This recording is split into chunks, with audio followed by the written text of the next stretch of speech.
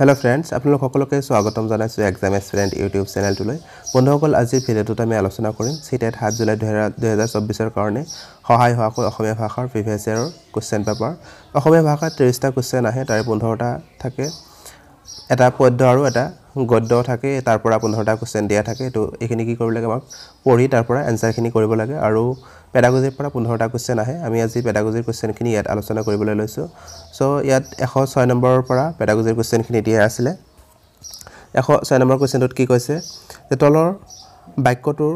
ক্ষেত্ৰত নিম্নলিখিত কোনটো শুদ্ধ নহয়। ইয়াত আমাক কি কৈছে, কোনটো শুদ্ধ নহয় বুলি আমাক কৈছে। সো ইয়াত কি কৈছে যে পদ্য গীত আৰু আবৃত্তি কৰা শিশুৰ, যে পদ্য গীত আদি আবৃত্তি কৰা শিশুৰ কোনটোৰ বাবে গ্ৰহণীয় পন্থা। ইয়াত কি কৈছে, নহয় বুলি সুধিছে আমাক। সো ইয়াত নহয়টোহে আমি বিচাৰি উলিয়াব লাগিব। ইয়াৰ প্ৰথম অপশ্যনটোত কি দিয়া আছে, শব্দ ভাণ্ডাৰ সমৃদ্ধ কৰা। যে যেতিয়া আমি পদ্য আৰু গীতবোৰ আবৃত্তি কৰিম তেতিয়া আমাৰ শব্দ ভাণ্ডাৰ সমৃদ্ধ হ'ব, এইটো শুদ্ধ হয়। আৰু নেক্সটত কি কৈছে, 2 নম্বৰত কি কৈছে, শব্দ আৰু বাক্য গাঁথনি মনত ৰখা। শব্দ আৰু বাক্য গাঁথনি মনত ৰাখিবলৈ আমি কি কৰোঁ, পদ্য আৰু গীত আবৃত্তি কৰোঁ নেকি, এইটো শুদ্ধ নহয়, এইটো অশুদ্ধ হয়। সো আমাক ইয়াত সুধিছিলে অশুদ্ধ কোনটো হয়। ইয়াৰ কাৰেক্ট আনসাৰটো হ'ব অপশ্যন নম্বৰ 2। আৰু 3 নম্বৰটোত কি কৈছে, উচ্চাৰণৰ অভ্যাস। উচ্চাৰণৰ অভ্যাসৰ কাৰণে আমি কি কৰোঁ, পদ্য গীত আদি আবৃত্তি কৰোঁ। আৰু 4 নম্বৰটোত কি দিয়া আছে, বাক্যৰ অভিব্যক্তি আৰু লয় উন্নত কৰা। এই তিনিটাৰ কাৰণে আমি কি কৰোঁ, পদ্য গীত আৰু আদি কি কৰোঁ, আমি আবৃত্তি কৰোঁ। সো কোনটোৰ কাৰণে নকৰোঁ, এইটো হ'ব আমাৰ অপশ্যন নম্বৰ 2। অপশ্যন নম্বৰ 2টো হ'ব যে শব্দ আৰু বাক্য গাঁথনি মনত ৰখা। এবাৰ আছে নেক্সট কুৱেশ্চন। নেক্সট কুৱেশ্চনটোত কি দিয়া আছে যে তলৰ কোনটো প্ৰাথমিক স্তৰত গ্ৰন্থাগাৰৰ ব্যৱহাৰৰ ক্ষেত্ৰত শুদ্ধ নহয়। ইয়াতো কি আমাক সুধিছে, কোনটো শুদ্ধ নহয়, নহয়টোহে আমাক বিচাৰি উলিয়াব লাগে। ইয়াত কি কৈছে, প্ৰথম অপশ্যনটোত দিয়া আছে যে শিক্ষাৰ্থীক শিশু সাহিত্যৰ বিভিন্ন শাখাৰ সৈতে চিনাকি কৰি দিব পাৰি। যেতিয়া আমি কি কৰিম, প্ৰাথমিক স্তৰত গ্ৰন্থাগাৰৰ ব্যৱহাৰৰ ক্ষেত্ৰত কোনটো আমাক কি কৈছে, ইয়াতে শুদ্ধ নহয় বুলি সুধিছে। সো প্ৰথম অপশ্যনটোত কি দিয়া আছে যে শিক্ষাৰ্থীক শিশুৰ সাহিত্যৰ বিভিন্ন শাখাৰ সৈতে চিনাকি কৰি দিব পাৰি, এইটো হয়, শুদ্ধ হয়। অপশ্যন নম্বৰ 2ত কি কৈছে যে কিতাপৰ সৈতে ব্যস্ত ৰাখিব পৰা সক্ৰিয় বাতাবৰণ হিচাপে ভাবিব পাৰি, এইটো শুদ্ধ হয়। 3 নম্বৰটোত কি কৈছে যে শিক্ষক আৰু অন্যান্য জ্যেষ্ঠসকলৰ গ্ৰন্থাগাৰৰ পৰা অভ্যাস আদৰ্শ হ'ব পাৰে। 4 নম্বৰ অপশ্যনটোত কি কৈছে যে পাঠ্যপুথিৰ সৰব পঠন গ্ৰন্থাগাৰত ভালদৰে কৰিব পাৰি। যে গ্ৰন্থাগাৰত কি হয়, পাঠ্যপুথিৰ সৰবভাৱে পাঠ কৰিব নোৱাৰি বা গ্ৰন্থাগাৰত ভালদৰে মানে সৰবভাৱে আমি কি কৰিব নোৱাৰোঁ, পঢ়িব নোৱাৰোঁ। সো ইয়াৰ কাৰেক্ট আনসাৰটো হ'ব অপশ্যন নম্বৰ 4, এইটোৱেই নহয়। সো নহয়টোৱে আমাক সুধিছে। এবাৰ আহিছোঁ নেক্সট কুৱেশ্চনটোলৈ। 108 নম্বৰ কুৱেশ্চনটোত কি দিয়া আছে যে বৰ্ণবোধ আয়ত্তকৰণৰ বাবে তলৰ কোনটো প্ৰযোজ্য। মানে বৰ্ণবোধ আমি আয়ত্ত কৰিবলৈ হ'লে তলৰ যি 4টা অপশ্যন দি আছে তাৰ ভিতৰত কোনটো প্ৰযোজ্য হ'ব, এইটো আমাক সুধিছে। অসমীয়া ভাষাত মনত ৰাখিব, অসমীয়া ভাষাত বৰ্ণ আৰু আখৰৰ মাজত পাৰ্থক্য আছে। অসমীয়া ভাষাত বিশিষ্ট স্বৰধ্বনি হৈছে 8টা আৰু বিশিষ্ট ব্যঞ্জন ধ্বনি হৈছে 21টা বা 23টা, মনত ৰাখিব। আৰু যেতিয়া আমি এই বৰ্ণবোৰ বোধ আমি আয়ত্ত কৰিম, আৰু এই আয়ত্ত কৰিবলৈ হ'লে আমাৰ কিহৰ প্ৰয়োজন হ'ব। সো ইয়াৰ অপশ্যনকেইটাত যি দিয়া আছে ধ্বনি বিজ্ঞান আৰু সাৱলীলতা, বৰ্ণ চিনাক্তকৰণ আৰু গড় চিনাক্তকৰণ। অপশ্যন নম্বৰ 3 দি আছে বিসংকেতিকৰণ আৰু বোধজ্ঞান। অপশ্যন নম্বৰ 4 দি আছে নিখুঁততা আৰু ধ্বনি বোধগম্যতা। ইয়াৰ কোনটো আমাৰ শুদ্ধ হ'ব, ইয়াৰ কাৰেক্ট আনসাৰটো হ'ব অপশ্যন নম্বৰ 3 যে বিসংকেতিকৰণ আৰু বোধজ্ঞান। যে বৰ্ণবোধ আয়ত্ত কৰিবলৈ হ'লে আমি কি কৰিব লাগিব, বিসংকেতিকৰণ কৰিব লাগিব আৰু তাৰ বোধটো আমি জানিব লাগিব, তেতিয়াহে আমি কি কৰিব পাৰিম, বৰ্ণবোধ আয়ত্ত কৰিব পাৰিম। নেক্সট 109 নম্বৰ কুৱেশ্চনটোত কি দিয়া আছে, তলৰ কোনটো কাৰ্যকৰী ব্যাকৰণ শিক্ষণৰ ক্ষেত্ৰত প্ৰযোজ্য নহয়। ইয়াতো আমাক নহয় বুলি সুধিছে, এইটো মনত ৰাখিব, নহয় কোনটো নহয় আমাক সেইটোৱে এনসাৰ দিব লাগে। অপশ্যনৰ কেইটাত কি দিছে, প্ৰথম অপশ্যনটোত দি আছে যথাৰ্থ যোগাযোগ উপস্থাপন। অপশ্যন নম্বৰ 2 দি আছে ব্যাকৰণৰ প্ৰাসংগিক নিয়মবোৰ উদ্ধাৰ কৰা। অপশ্যন নম্বৰ 3 দিয়া আছে যোগাযোগৰ বাবে অভ্যাস কৰোৱা। আৰু 4 নম্বৰটোত দিয়া আছে কি নিয়মবোৰ মনত ৰাখি ব্যাকৰণ শিকা। এইটোৱে আমাৰ শুদ্ধ নহয়। অশুদ্ধটো আমাক সুধিছে, অশুদ্ধটো হ'ব দেখি যে কোনো এটা কুৱেশ্চনৰ এনসাৰত যেতিয়া কি হ'ব যে মনত ৰখাৰ কথা আহিব, তেতিয়া ভাবিব পাৰিবা যে এইটো কি হয়, এইটো এটা নেগেটিভ অৰ্থ হয়। আমি কোনো এটা বস্তুৱে কি নকৰোঁ আমি মনত ৰাখিবৰ কাৰণে নিশিকোঁ সো ইয়াৰ কাৰেক্ট আনসাৰটো হৈ যাব কি যে নিয়মবোৰ মনত ৰাখি ব্যাকৰণবোৰ বা ব্যাকৰণ শিক্ষা এটো নহয় আৰু নেক্সট কোৱেশ্চনটোত কি আছে 110 নম্বৰ কোৱেশ্চনটোত কি আছে যে বৰ্ণ আৰু উচ্চাৰণ সম্পৰ্কে গুৰুত্ব প্ৰদান কৰি বৰ্ণবোধ কৰোৱা পদ্ধতিটো হৈছে যেতিয়া আমি কি কৰিম বৰ্ণ আৰু উচ্চাৰণৰ সম্পৰ্কক গুৰুত্ব প্ৰদান কৰিম যে কোনটো বৰ্ণৰ উচ্চাৰণ কেনেকুৱা ধৰণৰ কৰিব লাগে এনেকৈ যেতিয়া আমি কি কৰিম তাত গুৰুত্ব আৰোপ কৰি যেতিয়া কি কৰিম বৰ্ণবোধ কৰোৱা পদ্ধতি বৰ্ণবোৰ শিকাম এই পদ্ধতিটোক আমি কি বুলি ক'ম ইয়াৰ প্ৰথম যে অপচনটো দি আছে সামগ্ৰিক ভাষা অভিগমন অপচন নম্বৰ সেকেন্ডত কি দি আছে যে ব্যাকৰণ অনুবাদ অপচন নম্বৰ 3 দি আছে পৰিস্থিতিগত অভিগমন নে অপচন নম্বৰ 4 দি আছে ধ্বনি সংক্ৰান্তীয় নিৰ্দেশ ইয়াৰ কোনটো হ'ব আমাৰ শুদ্ধ উত্তৰ ইয়াত আমাৰ শুদ্ধ উত্তৰটো হ'ব কি ইয়াত কি কৈছে বৰ্ণ আৰু উচ্চাৰণ যেতিয়া বৰ্ণ আৰু উচ্চাৰণৰ কথা আহিব তেতিয়া কি হ'ব ধ্বনি সংক্ৰান্তীয় নিৰ্দেশ ইয়াত আহিব তো ধ্বনিবোৰহে আমি কি কৰিম উচ্চাৰণ কৰিম সো ইয়াৰ কাৰেক্ট আনসাৰটো অপচন নম্বৰ 4 আৰু ইয়াত যে দি আছে সামগ্ৰিক ভাষা অভিগমন যে হোল ল্যাঙ্গুৱেজ এপ্ৰোচ তো হোল ল্যাঙ্গুৱেজ এপ্ৰোচনো কি হয় যেতিয়া আমি কোনো এটা ভাষা মানে পাৰ্ট কৈ নাচাও মানে সামগ্ৰিকভাৱে যেতিয়া চোৱা হয় তেতিয়া কি হ'ব সামগ্ৰিক ভাষা অভিগমনৰ হ'ব তেতিয়া আৰু ব্যাকৰণ অনুবাদ কি যেতিয়া আমি কোনো এটা ভাষা শিকিম বা লক্ষ্য ভাষা এটা শিকিম তেতিয়া কি কৰিম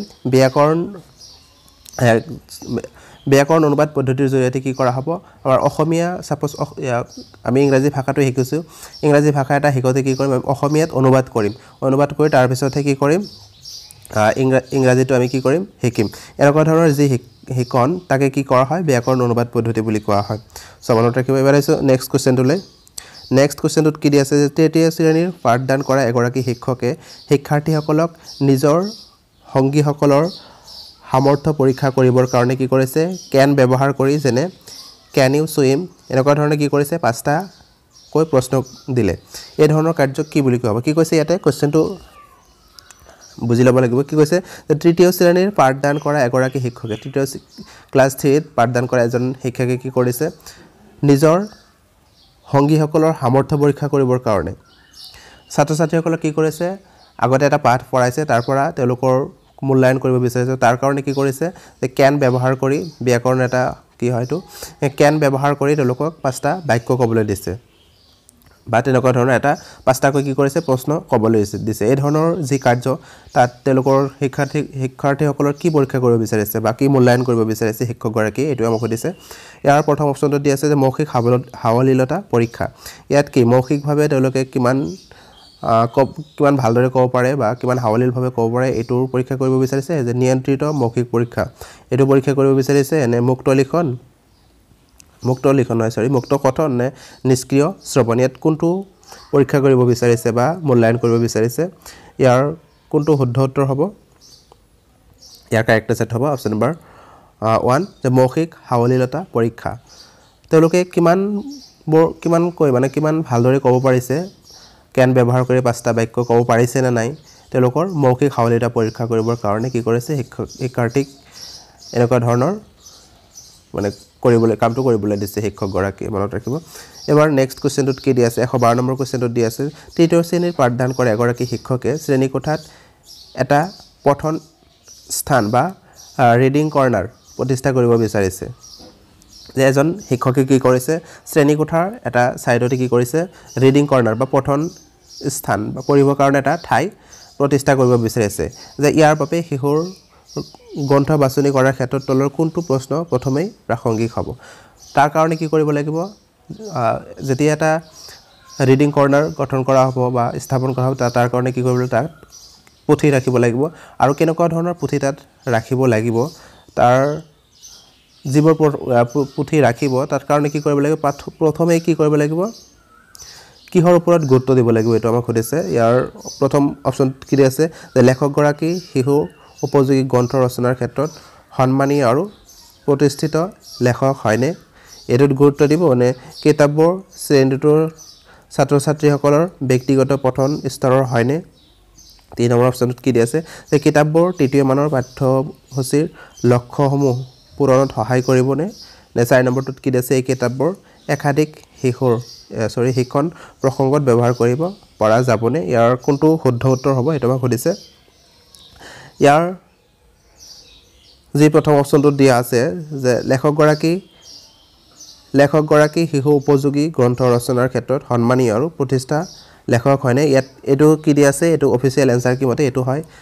ইয়াৰ শুদ্ধ উত্তৰ কিন্তু এনেই কোশ্চেনটো চালে এইটো শুদ্ধ নহয় একচুয়ালি কিন্তু অফিচিয়েল এনসাৰ কি এইটোৱে দিয়া আছে শুদ্ধ বুলি ইয়াত কি হ'ব লাগে যে কিতাপবোৰ তৃতীয় মানৰ পাঠ্যসূচীৰ লক্ষ্যসমূহ পূৰণত সহায় কৰিবনে এইটোৱে একচুয়ালি মেইন উদ্দেশ্য আগত ৰাখি কৰিব লাগে ইয়াত মোৰ মতে এইটো হ'ব লাগে 3 নম্বৰটো হ'ব লাগে কি কৈছে 3 নম্বৰটো কি কৈছে 3 নম্বৰটোত কি কৈছে যে কিতাপবোৰ তৃতীয় মানৰ পাঠ্যসূচীৰ লক্ষ্যসমূহ পূৰণত সহায় কৰিবনে যেহেতু কি কৰিছে তৃতীয় মানৰ পাঠ্য মানে ছাত্ৰ-ছাত্ৰীৰ কাৰণে কিতাপবোৰ তাত ৰাখিব বিচাৰিছে সো সেই কাৰণে কি হ'ব যে তৃতীয় মানৰ ছাত্ৰ-ছাত্ৰীসকলৰ কাৰণে বা পাঠ্যসূচীৰ কাৰণে তাৰ লক্ষ্য পূৰণ কৰিব না নাই এটোৱে একচুয়ালি মেইন উদ্দেশ্য হয় সো অফিচিয়েল এনসাৰ কি এটোৱে দিয়া আছে আপোনালোকে কোনটো শুদ্ধ বুলি ভাবে কমেন্ট কৰিব নেক্সট কোশ্চেনত কি দিয়া আছে 113 নম্বৰ কোশ্চেনত দিয়া আছে শিকাৰৰ বাস্তৱ জীৱনৰ পৰিপ্ৰেক্ষিতৰ আধাৰ কৰি ভাষা ব্যৱহাৰৰ মূল লক্ষ্য আহৰণৰ ক্ষেত্ৰত তলৰ কোনটো অভিগমন বা পদ্ধতি প্ৰয়োগ কৰা হয় ইয়াত কি কৈছে যে হিহুৱে বাস্তৱ জীৱনত যিবোৰ ভাষা ব্যৱহাৰ কৰে বা মূল লক্ষ্য আহৰণৰ ক্ষেত্ৰত ইয়াত কোনটো অভিগমনে কি কৰিব প্ৰয়োগ কৰা হয় এই ক্ষেত্ৰত ইয়াত প্ৰথম অপচনটো দি আছে স্বাভাৱিক অভিগমন অপচন নম্বৰ 2 দি আছে যোগাযোগমূলক অভিগমন নে প্ৰত্যক্ষ পদ্ধতি নে শ্ৰব্যভাষিক পদ্ধতি ইয়াত কোনটো শুদ্ধ হ'ব ইয়াত যেহেতু কি কৈছে যে বাস্তৱ জীৱনৰ পৰিপ্ৰেক্ষিতত ক'ব লাগে এটো সো ইয়াৰ কাৰেক্ট আনসাৰ হ'ব অপচন নম্বৰ 2 যোগাযোগমূলক অভিগমন এবাৰ আছে নেক্সট কোশ্চেনটো লৈ 114 নম্বৰ কোশ্চেনত কি দি আছে যে এগৰাকী শিক্ষকে শিক্ষাৰ্থীসকলৰ নিজৰ বহিবোৰ পাৰস্পৰিকভাৱে হলাই লৈ ইজনে সিজনৰ কামবোৰ পৰীক্ষা কৰিবলৈ দিছে এই কাৰ্যটোৰ উদ্দেশ্য কি কৈছে ইয়াতে কি কৈছে যে এগৰাকী শিক্ষকে কি কৰিছে ছাত্ৰ-ছাত্ৰীসকলৰ নিজৰ মাজতে বহিবোৰ হালহলনি কৰি তেওঁলোকক মূল্যায়ন কৰিবলৈ দিছে বা ইজনে সিজনে কামবোৰ পৰীক্ষা কৰিবলৈ দিছে এটো কেনে ধৰণৰ কাৰ্যৰ ভিতৰত পৰিব এটো আমাক সুধিছে ইয়াৰ প্ৰথম অপচনটোত কি দি আছে বিস্তৃত পঠন অভ্যাস গঢ়া অপচন নম্বৰ 2 দি আছে নতুন শব্দ ভাণ্ডাৰ ব্যৱহাৰ অভ্যাস কৰা 3 নম্বৰ দি আছে গঠন নিয়ন্ত্ৰিত অভ্যাস কৰা 4 নম্বৰটোত সহপাঠী শুদ্ধকৰণৰ অভ্যাস কৰা ইয়াৰ কোনটো শুদ্ধ উত্তৰ হ'ব ইয়াৰ শুদ্ধ উত্তৰটো ওলাই আছে যে সহপাঠী শুদ্ধকৰণৰ অভ্যাস কৰা ইয়াত সহপাঠীসকলৰ কি কৰিছে ইজনে আনজনৰ বহিবোৰ কিমান শুদ্ধ হৈছে এইটো পৰীক্ষা কৰাৰ বাবে দিছে সো ইয়াৰ কাৰেক্ট আনসাৰ হ'ব সহপাঠী শুদ্ধকৰণৰ অভ্যাস কৰা নেক্সট কোশ্চেনত কি দি আছে 115 নম্বৰ কোশ্চেনত দি আছে যে প্ৰাথমিক স্তৰত শিশুসকলৰ শিক্ষাৰ ক্ষেত্ৰত অধিক নিয়োজিত হয় তেতিয়া যে প্ৰাথমিক স্তৰত কি হয় শিশুসকল শিক্ষাৰ ক্ষেত্ৰত অধিক নিয়োজিত কেতিয়া হ'ব এটো আমাক সুধিছে যেতিয়া শিক্ষকৰ লগে লগে পদ্য মাতে নে অপচন নম্বৰ 2 দি আছে তেওঁলোকৰ বিভিন্ন অনুভৱ ব্যৱহাৰ কৰে আৰু হাতৰ সক্ৰিয় ব্যৱহাৰ কৰে নে 3 নম্বৰটো দি আছে তেওঁলোকে নোটবুকৰ বৰ্ণ ট্ৰেচিং কৰা বা লিখে অপচন নম্বৰ 4 দি আছে সূক্ষ্ম অংগ সঞ্চালন দক্ষতা ফাইন মটৰ স্কিলত কি কৰে মাত্ৰ গুৰুত্ব দিয়া হয় ইয়াৰ কোনটো শুদ্ধ হ'ব ইয়াৰ অপচন নম্বৰ 2 যি দিয়া আছে যে তেওঁলোকৰ বিভিন্ন অনুভৱ ব্যৱহাৰ কৰে আৰু হাতৰ সক্ৰিয় ব্যৱহাৰ কৰে এটো হ'ব ইয়াৰ শুদ্ধ উত্তৰ এবাৰ আছে নেক্সট কোশ্চেনটো লৈ 116 নম্বৰ কোশ্চেনত কি দি আছে যে পঞ্চম শ্ৰেণীৰ ছাত্ৰ এগৰাকীয়ে কৈছে যে মই মোৰ কৰ্মটিক শিক্ষাগুৰুৰ ওচৰত জমা দিয়াৰ পূৰ্বে শেষবাৰৰ বাবে ভালকৈ পৰীক্ষা কৰি লৈছো কি কৰিছে ইয়াত শিক্ষাগুৰুৰ ওচৰত জমা দিয়াৰ আগতে তেওঁ নিজেই পৰীক্ষা কৰি লৈছে এই যে ছাত্ৰগৰাকীৰ লিখন কোনটো স্তৰত কাম কৰিছে লিখনৰ প্ৰক্ৰিয়া পদ্ধতি এটা আছে তাৰ বিভিন্ন ষ্টেপ পাৰ হ'ব লাগে সো শিক্ষাৰ্থীগৰাকী কি কৰিছে শিক্ষাগুৰুক জমা দিয়াৰ আগতে কি কৰিছে তেওঁ আকৌ এবাৰ লাষ্ট বাৰৰ কাৰণে চাইছে ইয়াত কৰবাত ভুল আছে নেকি এনেকুৱা ধৰণৰ কি কৰিছে লাষ্টত এবাৰ চাই লৈছে প্ৰুফ ৰিডিং কৰি লৈছে এটো মানে কোনটো স্তৰত তেওঁ কৰিছে কামটো এটো আমাক সুধিছে ইয়াৰ শুদ্ধ উত্তৰটো কি হ'ব ইয়াৰ শুদ্ধ উত্তৰটো হ'ব আৰ্হি কাকত পঠন এটো হ'ব আমাৰ শুদ্ধ উত্তৰ এবাৰ আছে নেক্সট কোশ্চেনটো 117 নম্বৰ কোশ্চেনটোত কি দি আছে যে কোনটো পদ্ধতি বা অভিগমে শিক্ষাৰ্থীক ভাষাৰ শ্ৰেণী কোঠাত নিজৰ ভাষাটো ব্যৱহাৰ কৰা উৎসাহিত নকৰে ইয়াতে কি কৰা হৈছে নেগেটিভটো সুধিছে এটো মনত ৰাখিব ভালকৈ যে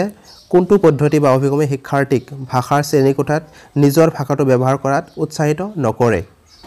এটো আমাক সুধিছে স্বাভাৱিক অভিগমন কি হয় এটো আমাৰ শিক্ষাৰ্থীসকলক শ্ৰেণী কোঠাত ভাষা ব্যৱহাৰ কৰাৰ ক্ষেত্ৰত উৎসাহিত কৰে আৰু যোগাযোগমূলকটো কৰে 3 নম্বৰটোত কি দি আছে যে প্ৰত্যক্ষ পদ্ধতি আৰু 4 নম্বৰটোত কি দি আছে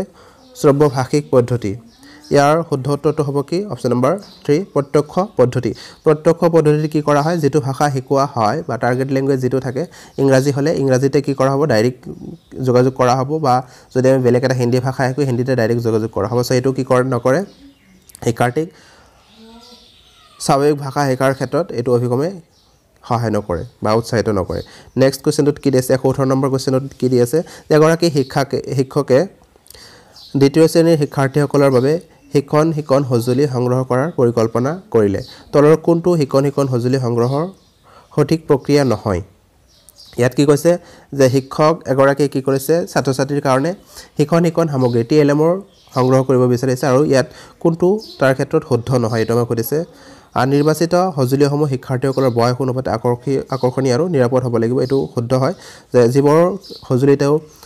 বা শিক্ষকগৰাকী কি কৰিব সংগ্ৰহ কৰিব এবোৰ ছাত্ৰ ছাত্ৰীৰ বয়স অনুপাতে আকৰ্ষণীয় হ'ব লাগিব আৰু নিৰাপদ হ'ব লাগিব অপচন নম্বৰ 2 দি আছে নিৰ্বাচিত হজুলিবোৰ শিহুৱে উৎসুক সহ পৰীক্ষণ আৰু উদ্ভাৱন কৰাৰ উপযোগী হ'ব লাগিব এটো শুদ্ধ হয় অপচন নম্বৰ 3 দি আছে কি নিৰ্বাচিত হজুলিবোৰ স্থানীয়ভাৱে নিৰ্মিত বা থিতাতে পাব পৰা হ'ব লাগে যাতে হেবোৰ ততালিকে হলাই ল'ব পাৰি এটো শুদ্ধ হয় যে টিএলএম বোৰ এনেকুৱা হ'ব নালাগে যে বহুত যাতে তেওঁলোক কি হয় মূল্য বা বহুত দামৰ হয় তেনেকুৱা ধৰণৰ হ'ব নালাগে আৰু যাতে সহজে পাব পাৰি এনেকুৱা ধৰণৰ টিএলএম সংগ্ৰহ কৰিব লাগে আৰু অপচন নম্বৰ 4 যদি আছে যে নিৰ্বাচিত হজুলিবোৰ কেৱল শিশুৰ দ্বাৰা প্ৰস্তুত হ'ব লাগে আৰু হেবোৰ পিছলতা আতৰাবলৈ সামান্য সহায়তা হ'ব লাগে এটো শুদ্ধ নহয় এটো কি হয় যে নিৰ্বাচিত হজুলিবোৰ কেৱল শিশুৰ দ্বাৰা প্ৰস্তুত কৰা হ'ব লাগে এনেকুৱা ধৰণৰ কোনো কথা নাই সো ইয়াৰ কোনটো নহয় বুলি আমাক সুধিছে নহয় বুলি ক'লে এটো 4 নম্বৰটো আমাৰ শুদ্ধ উত্তৰ হৈ যাব নেক্সট কোৱেশ্চনটোত কি কৈছে 119 নম্বৰটো কোৱেশ্চনত কি দি আছে যে নেশ্যনেল কাৰিকুলাম ফ্ৰেমৱৰ্ক অত ৰূপৰেখা প্ৰস্তুত কৰা মতে শিশু দক্ষতা আহৰণৰ বাবে এক সামগ্ৰিক আদৰণীয় আৰু আনন্দদায়ক বাতাবৰণ প্ৰস্তুত কৰিব পৰা যায় মানে ইয়াত কোনটো কাৰেক্ট আনসাৰ হ'ব ইয়াৰ যে অপচন কেটা দি আছে তীব্ৰ গৰমৰ বাহিৰৰ কাৰ্যৱলী নকৰাই ভিতৰৰ কাৰ্যত ব্যস্ত ৰাখি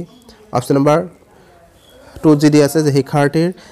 স্বাস্থ্য আৰু কল্যাণৰ ওপৰত সৰ্বাধিক গুৰুত্ব প্ৰদান কৰি অপচন নম্বৰ 3 দি আছে যে বিভিন্ন দিশৰ বিকাশৰ সৈতে সংগতি থকা শিক্ষাৰ্থীৰ কৰ্মক প্ৰদৰ্শন কৰি ইয়াৰ উত্তৰটো হ'ব এটো 3 নম্বৰটো হ'ব যে বিভিন্ন দিশৰ বিকাশৰ সৈতে সংগতি থকা শিক্ষাৰ্থীৰ কৰ্মক কি কৰা হ'ব প্ৰদৰ্শন কৰি এটো শুদ্ধ হ'ব অপচন নম্বৰ 3 নম্বৰটো শুদ্ধ হ'ব লাষ্ট কোৱেশ্চনত কি দি আছে 120 নম্বৰ কোৱেশ্চনত কি দি আছে যে তলৰ কোনটো নীতি প্ৰাথমিক স্তৰ পাঠ্যপুথি প্ৰস্তুতকৰণৰ নীতি নহয় ইয়াত কি কৰা হৈছে কোনটো নীতি নহয় বুলি প্ৰাথমিক স্তৰত শিক্ষাৰ্থীসকলক কি কৰিব লাগে ইয়াত পাঠ্যপুথি প্ৰস্তুতকৰণৰ ক্ষেত্ৰত কোনটো নীতি শুদ্ধ নহয় ইয়াৰ ক্ষেত্ৰত আমাৰ ইয়াৰ প্ৰথম অপচনত কি দি আছে পাঠ্যসূচী নীতি এটো শুদ্ধ হয় অপচন নম্বৰ 2 কি দি আছে যে উপস্থাপনৰ নীতি এটো শুদ্ধ হয় আৰু অপচন নম্বৰ 4 যদি আছে কাৰিকৰী নীতি এটো শুদ্ধ হয় কিন্তু আমাৰ কোনটো শুদ্ধ নহয় অপৰিৱৰ্তনীয় নীতি এটো শুদ্ধ নহয় এটো কি হ'ব লাগে কেনেকুৱা ধৰণৰ পৰিৱৰ্তনীয় নীতি আমাৰ কি কৰিব লাগে গ্ৰহণ কৰিব লাগে সো ইয়াৰ কাৰেক্ট আনসাৰটো হ'ব অপৰিৱৰ্তনীয় নীতি সো বন্ধু-বান্ধৱীসকল আজি ভিডিওটো এইকেইটা কোৱেশ্চন আলোচনা কৰিলে যদি ভিডিওটো ভাল পায় লাইক শেয়াৰ কৰিব আৰু এতিয়াও যদি আমাৰ চেনেলটো সাবস্ক্ৰাইব কৰা নাই সাবস্ক্ৰাইব কৰি কাষত থকা বেল আইকনটো দবাই ৰাখিব সো ভিডিওটো সকলোৱে চোৱাৰ বাবে ধন্যবাদ